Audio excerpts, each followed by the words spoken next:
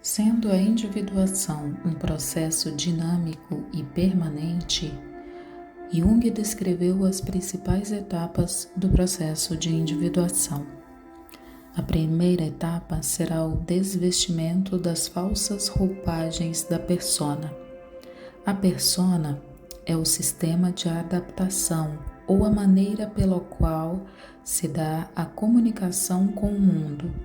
Cada estado ou cada profissão, por exemplo, possui uma persona característica.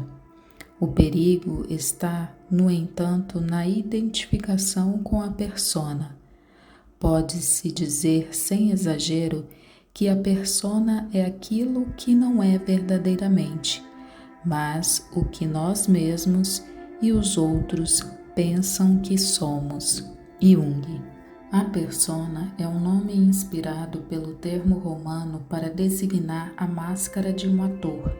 É o rosto que usamos para o encontro com o mundo social que nos cerca. A persona é a pessoa que passamos a ser em resultado dos processos de aculturação, educação e adaptação aos nossos meios físico e social.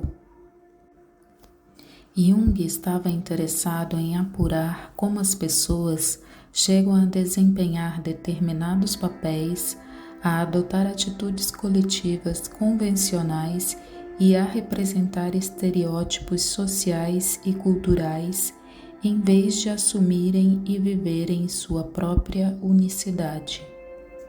A persona é construída, diz Jung, de porções do coletivo com os quais o ego aqui como o eu consciente, se identifica e que funcionam para facilitar a adaptação ao mundo social circundante.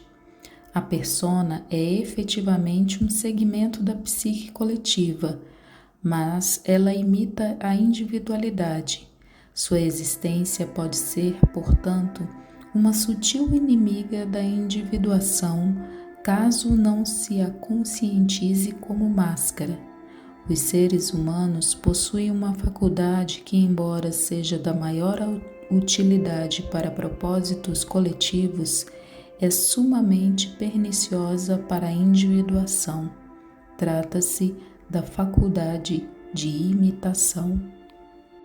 Embora isso possa servir aos interesses de uma pessoa até certo ponto, porque, afinal de contas, todos precisam se adaptar à sociedade e à cultura, e porque uma persona bem construída é uma vantagem evidente para propósitos práticos de sobrevivência e sucesso social.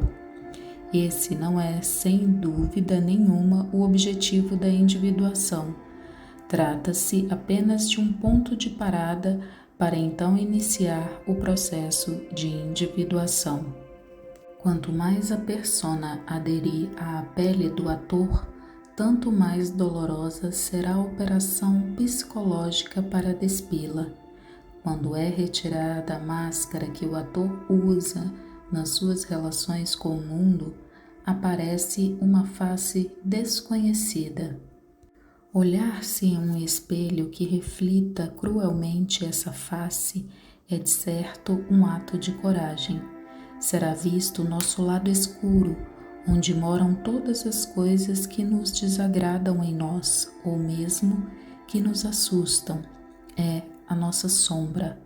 A sombra, em sentido psicológico, faz parte da personalidade total.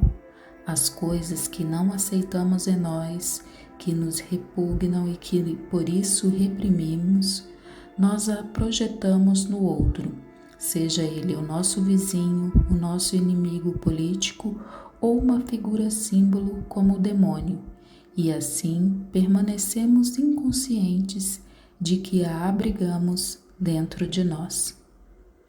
A sombra personifica o que o indivíduo recusa conhecer ou admitir e que, no entanto, sempre se impõe a ele, direta ou indiretamente, tais como traços inferiores do caráter ou outras tendências incompatíveis.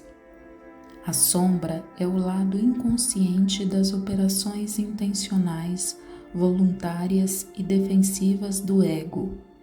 Lembrando que o ego é o centro da consciência.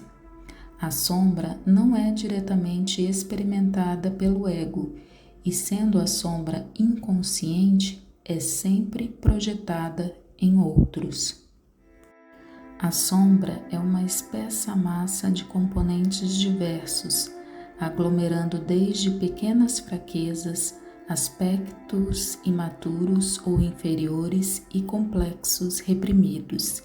Inclusive, já temos um vídeo aqui no canal que trata sobre o assunto complexos. Mas também, na sombra poderão ser discernidos traços positivos, qualidades valiosas que não se desenvolveram. Persona e sombra são, portanto, estruturas complementares e existem em toda a psique humana. No plano psicológico, a persona é um complexo funcional, cuja tarefa consiste tanto em esconder quanto em revelar os pensamentos e sentimentos conscientes de um indivíduo aos outros. A sombra, um complexo funcional complementar, é uma espécie de contrapessoa. A sombra pode ser pensada como uma subpersonalidade que quer o que a persona não permitirá. Se uma pessoa rechaça completamente a sombra, a vida torna-se terrivelmente incompleta. Ao abrir-se para a experiência da sombra, entretanto, uma pessoa alcança um maior grau de totalidade. Lançar luz sobre as nossas sombras tem como resultado o alargamento da consciência, pois já não é o outro quem está sempre errado. Descobrimos que frequentemente a trave está em nosso próprio olho. Mas a sombra ultrapassa os limites do pessoal e alonga-se na sombra coletiva. Veremos então pessoas civilizadas, quando reunidas em massa, portarem-se segundo os mais inferiores padrões, caírem presas de preconceitos coletivos, de discriminações raciais, tornarem-se ávidos, destrutivos, sanguinários. Os exemplos são múltiplos e, infelizmente, estão de tal modo presentes no mundo contemporâneo que é desnecessário citá-los. Portanto, assim como há a persona, que é a estrutura psicológica que se comunica com o mundo coletivo social externo, há também a estrutura psicológica que se comunica com o mundo interno. Trata-se da ânima ou ânimos, tema sobre o qual exploraremos no próximo vídeo.